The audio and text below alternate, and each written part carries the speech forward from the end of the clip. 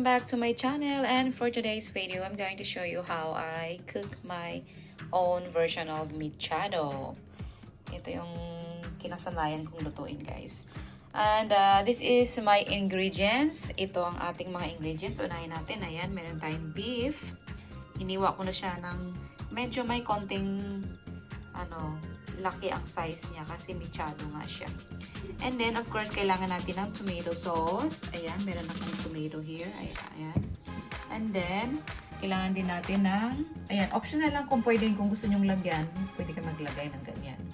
And then, kailangan natin ng garlic and onions. And then, carrots. Optional lang din kung gusto niyo ng may carrots. Ayan, lagyan niyo ng carrots. Kasi usually ang mechado is wala namang nilalagay na carrots. At saka, diba? Potatoes. Parang caldereta na kasi pag nilalagyan natin. Pero ako mas gusto ko yan. Para may gulay. And then, kailangan din natin na yung olives. Ayan. And then, meron ako dito potatoes. And optional din itong sausage. Kung gusto niyo lang lagyan ng sausage. And then, meron tayong pampalasa as usual na ginagamit ko yung shumishantan. And of course, lagyan din natin siya ng paminta. And ground black pepper, salt, and butter. Ayan, lagyan din natin siya ng laurel, guys, later. Ayan. Okay, so ang una natin gagawin is painit tayo ng kalan. Okay guys, ang una natin gagawin is maglagay tayo ng butter sa ating ayan. Bigisa natin yung kanyang butter sa ating kawali. And then, una natin ilalagay ang ating onions and malalaking hiwa yan, guys, kasi maano naman siya mamaya para magandang tingnan. Ayan, malalaking hiwa. Lagay natin ang ating onions and garlic. Ayan, isa nyo lang dyan sa butter. Ayan lang. Tapos, isabay na rin natin ang ating beef. Ayan, isa nyo lang yan dyan. Tapos, pag nag-iba na yung kulay niya, saka natin lalagyan ng sabaw na tubig ng 1 cup at saka half ng tomato sauce. Tapos, iluto natin siya ng 1 oras.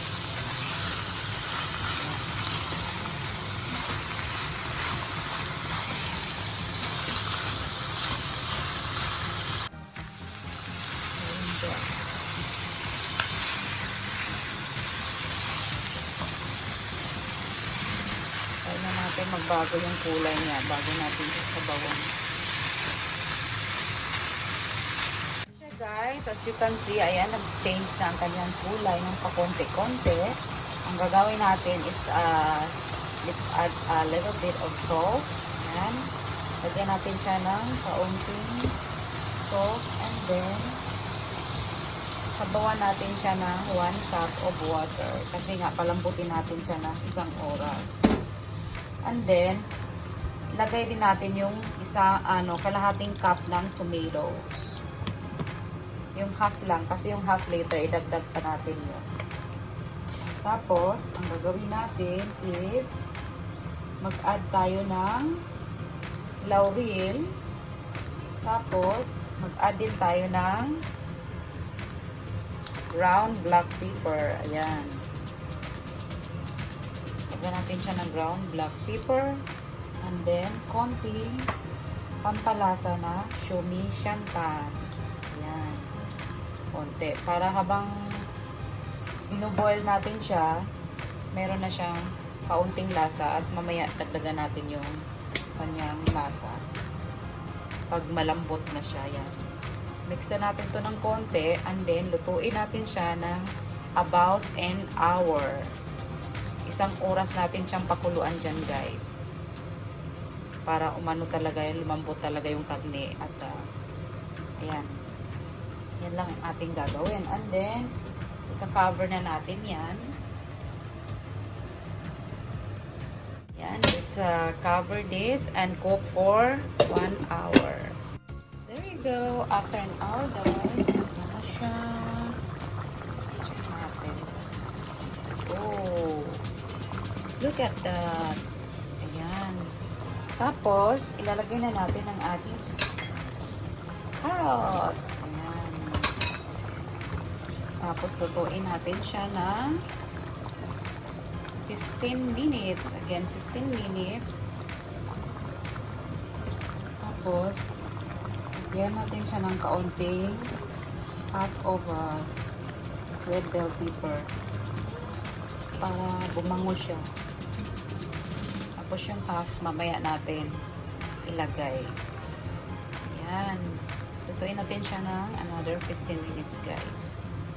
Then, cover lang natin. Slow cook lang siya, guys, 15 minutes, guys. Ayan.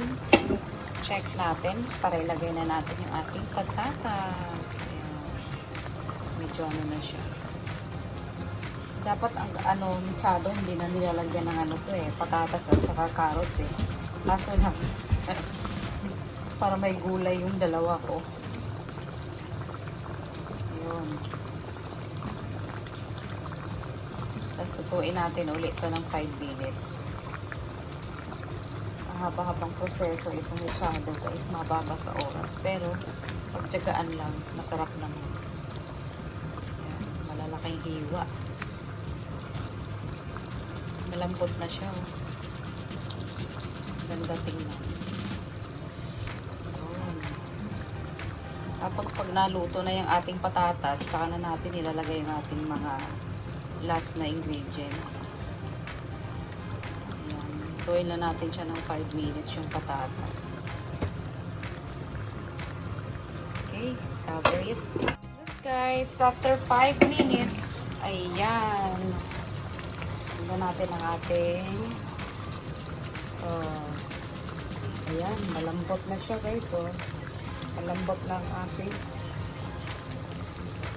potato. So, ilagay na natin ang ating sausage. And yan ang ating mga red and red bell pepper. And of course, ilagay na natin tong ating olives. Yan. Tapos mix natin, guys. Lutuin lang natin to, guys, ng mga 1 minute.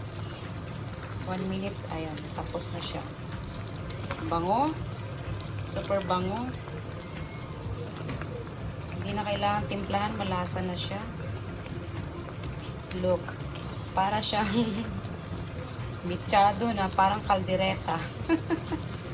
Sobrang dami lang sahog kasi gusto kong may gulay. Ang kakaiba lang sa caldereta kasi mayroon siyang cheese, mayroon siyang liver spread. Siya naman is wala, at saka kailangan marami siyang tomato sauce para may asim-asim siyang konti kasi nga mechado siya. Ayan. Ang lambot na ng mga sangkap natin. Ayan. Hindi na siya pala kailangan ng tomato sauce pa kasi medyo maasim-asim na siya ng konti at yung lasa niya tamang-tama lang yung nalagay ko. Kaya ayun, malasa na siya. Tutuin na natin ng 1 minute. Ayan, tapos na yan. Yun.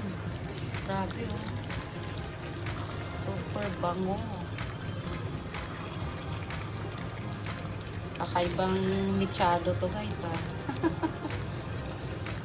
daming sangkap. Mas maraming gulay, mas healthy kasi. Sayang naman kung lang naman, yung karne lang yung ilagay natin. Is karne lang yung makakain, walang gulay, di ba? Kaya mas maganda yung may gulay siya. Grabe, ang bango niya, Kasi nilagay din natin yung konting red bell pepper kanina. Yun din ang nagpapadagdag ng amoy niya. Super bango. Naknako. Wow, lambot.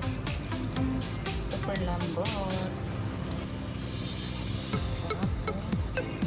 Tapos yung sabaw ni Escoponte, ay nako. Alam yung sarap i-partner to, guys, is French toast na tinapay. Tapos, sparkling wine. Agoy, ayos. Ayos siya. Yun ang masarap i-partner nito. Grabe yung lambot. Super lambot niya. Tinan niyo yung kanya. Palambot na. Ayan o.